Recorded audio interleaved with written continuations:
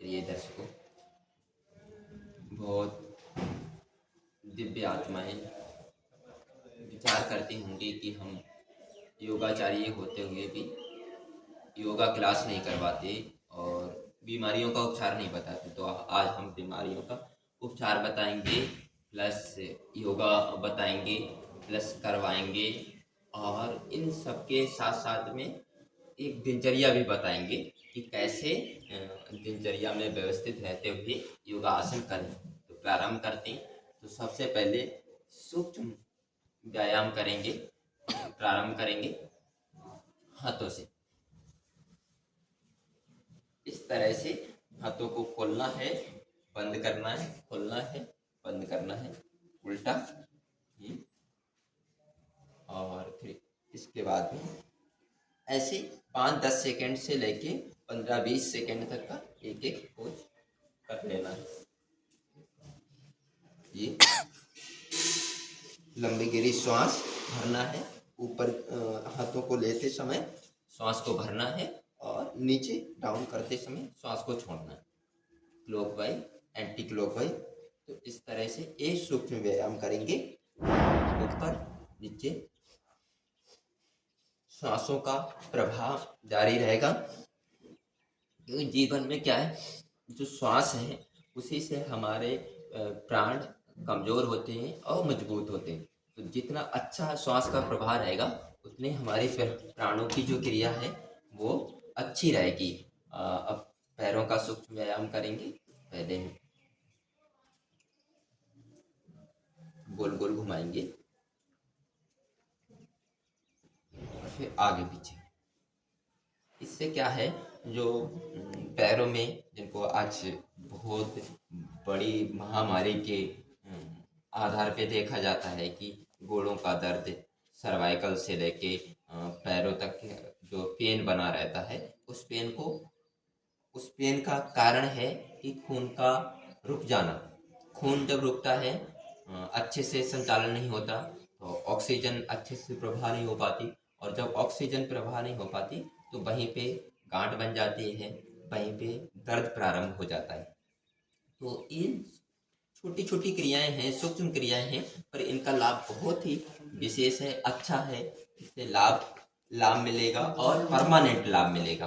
और जो थेरापी करवाते हैं पेन दर्द को खत्म करने के लिए, एलोपैथिक दवाइयाँ लेते हैं या आयुर्वेदिक दवाइयाँ लेते हैं, तो वो टेम्परेरी इलाज है। आयुर्वेदिक दवाइयाँ जड़ से बीमारियों को खत्म करती हैं, फिर भी वो बहुत लंबे समय तक खाने के बावजूद हम लंबे समय तक आहार विचार गलत करते रहते हैं, जिसके कारण से हमारे दर्द ठीक नहीं होते। पर ये जो है, ये इलाज है, इसको परमानेंट करना पड़ेगा और परमानेंट बीमारी का सॉल्यूशन हल हो जाएगा। इस तरह से हम ये क्रिया करते हुए करें। अब थोड़ा सा टप करेंगे कमर के दर्द के लिए। और अब थोड़ा सा पैरों को फैला के और इस तरह से पंजों को लगाओ। अब ये कुछ सूक्ष्म व्यायाम हो गए। अब हम इसी के साथ में आसन प्रारंभ करते हैं। तो सबसे प्रसिद्ध और फेमस आसन है और बहुत सारी बीमारियों को ठीक करने वाला आसन हम आपको करवा रहे हैं। मंडूक आसन। मंडूक बंदर के कद में होता है। अब इस आसन को करने से, आसन तो सरल दिखता है, हर कोई इजी तरह से कर सकता है, पर इसके जो लाभ हैं वो बहुत बहुत ज़्यादा हैं। जैसे कि पेट में कॉन्स्टिपेशन होना, गैस की समस्या होना, और किसी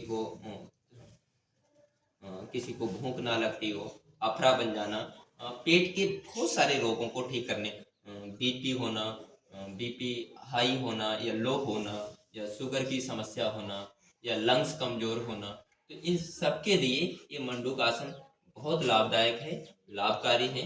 तो इसको विधि से करना चाहिए। एक बार से लेके 15-20 बार इसको करना चाहिए।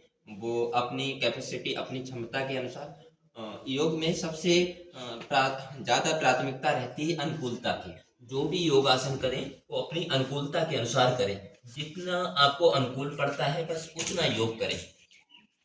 पूरी श्वास को मैंने भरा और पूरी श्वास को बाहर निकाल के और ऐसे आगे की तरफ झुक जाते हैं। इस तरह से ये आसन सरल आसन है।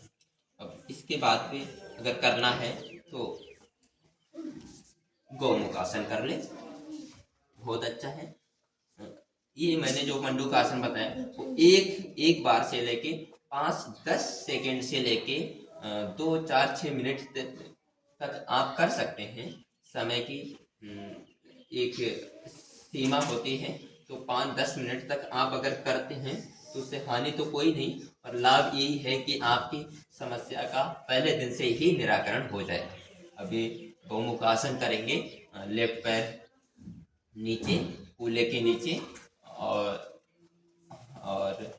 राइट पैर ऊपर।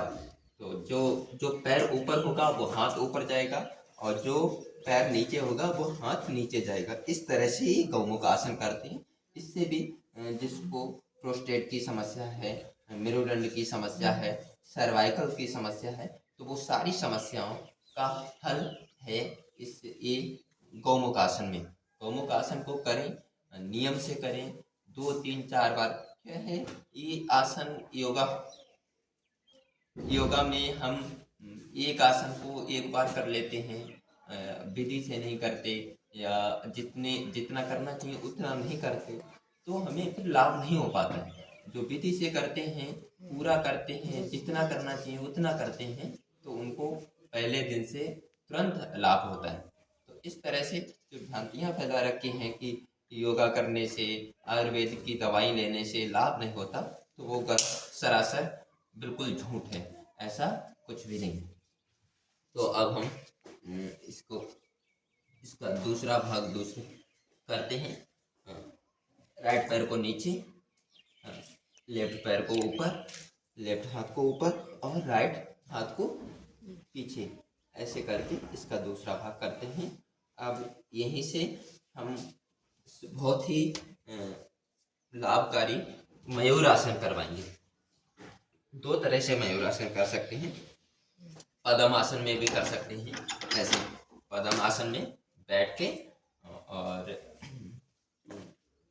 हाथों को, हथेलियों को नीचे जमीन पे सटा के, हथेलियों में आधे का गैप हो, और इस तरह से पूरी श्वास को भरते हुए और आगे की तरफ झुक जाते हैं। ऐसे पूरी श्वास भरेंगे, पूरी श्वास भर के श्वास को बाहर करते हुए धीरे धीरे डाउन हो जाएंगे, घुटने जमीन पे लगे रहेंगे। जैसे हम अपना बैलेंस बना लें, बैलेंस बनाते ही हम ऐसे उठ जाते हैं। ये इस तरह से अगर हम इसका अभ्यास करते हैं तो पेट के सारे रोग, लंग्स, हमारा हार्ट, हमारी किडनी, हमारा लीवर, सभी ऑर्गन्स हमारे जनरेट हो जाते हैं, खून का प्रवाह, और हमारा पूरा शरीर एक्टिव हो जाता है।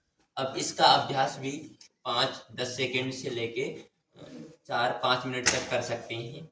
एक बार से लेके 5-6 बार तक इसका कर सकते हैं, अपनी अनुकूलता को, विधि को, नियम को फॉलो करते हुए। अब इसके साथ ही हम इसका दूसरा भाग करते हैं।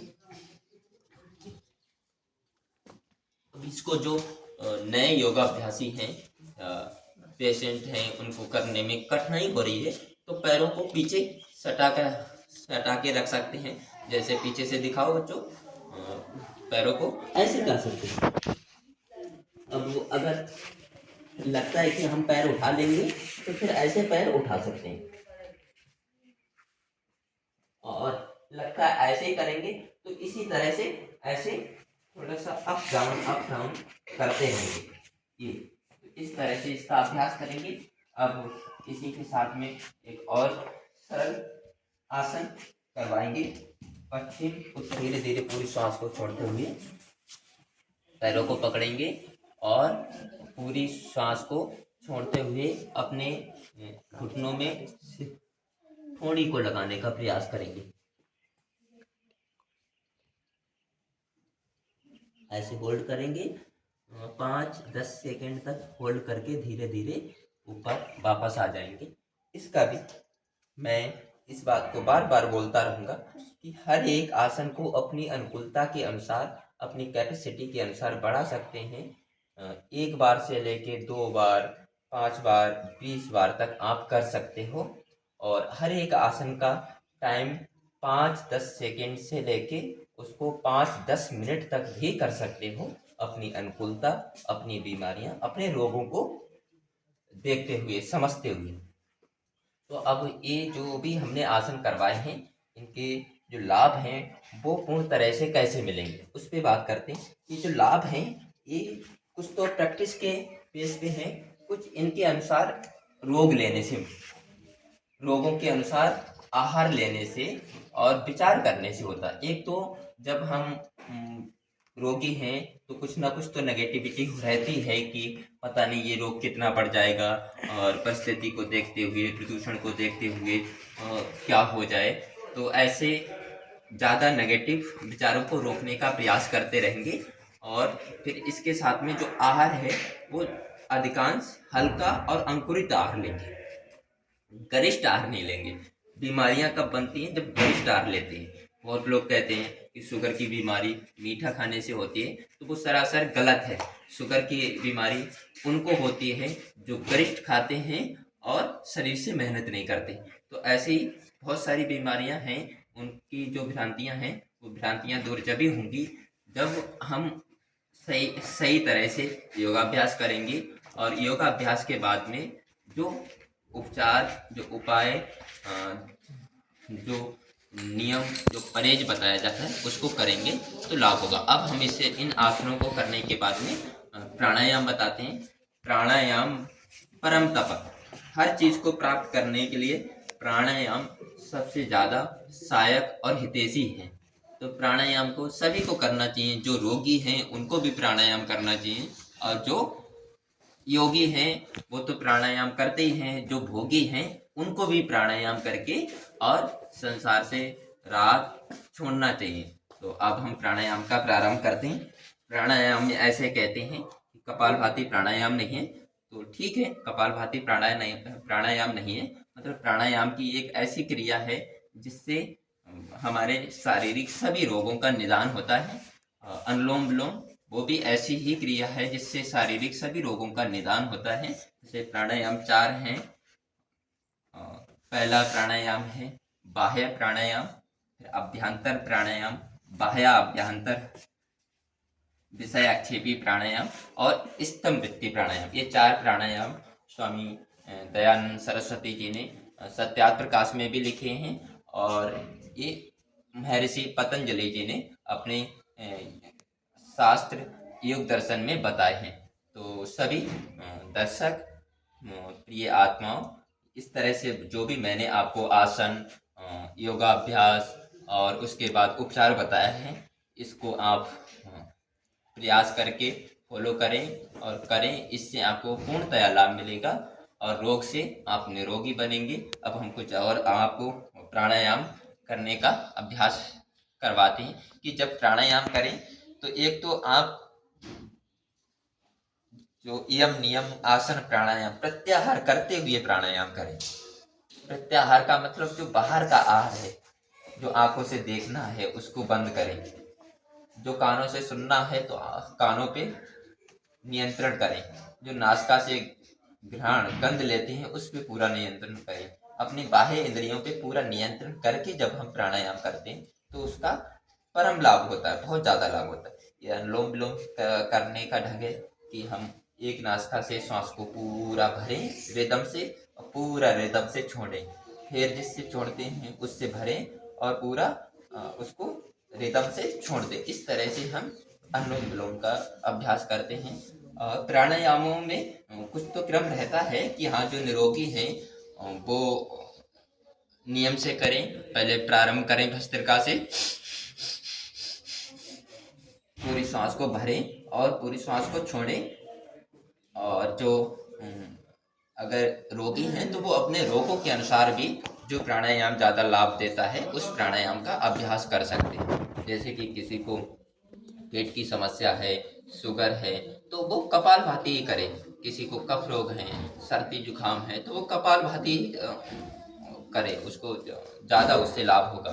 किसी को माइग्रेन है, सिर दर्द है, कहीं पर भी पेन है, तो वो ज़्यादा अनुलोम विलोम, और अनुलोम विलोम में भी सूर्य वेदी प्राणायाम करे। पूरी श्वास को भरे और छोड़े, राइट साइड से पूरी श्वास को भरे और छोड़े। तो अपनी अनुकूलता को प्राथमिकता देनी है और अपनी अनुकूलता के ही अनुसार सारे अभ्यास करने हैं। तो अभी इस तरह से हमें सभी अभ्यास करने हैं। मैंने कुछ अभ्यास आपको थोड़े थोड़े बताए हैं। इस पे जो भी प्रिय आत्माओं की कमेंट आएगी तो हम उनको उनके अनुसार भी शुद्ध आहार, शुद्ध विचार और शुद्ध उपचार के रूप में योगाभ्यास बता देंगे। उनके रोगी के अनुसार उनको हम योगा अभ्यास की पूरी किट देंगे कि हाँ उनको कौन से आसन करने हैं, कौन से सूक्ष्म व्यायाम करने हैं, कौन से प्राणायाम करने हैं और किस तरह से नियम संयम करना है इत्यादि सारी बातों को हम बहुत ही विस्तार से उनको बताएंगे, जिससे कि उनको अपने स्वास्थ्य को अच्छा रखने में पूरा लाभ मिल सके हमसे। और इन्हीं बातों के साथ में अभी विराम लेते हैं, फिर अगले मिलेंगे। ओम।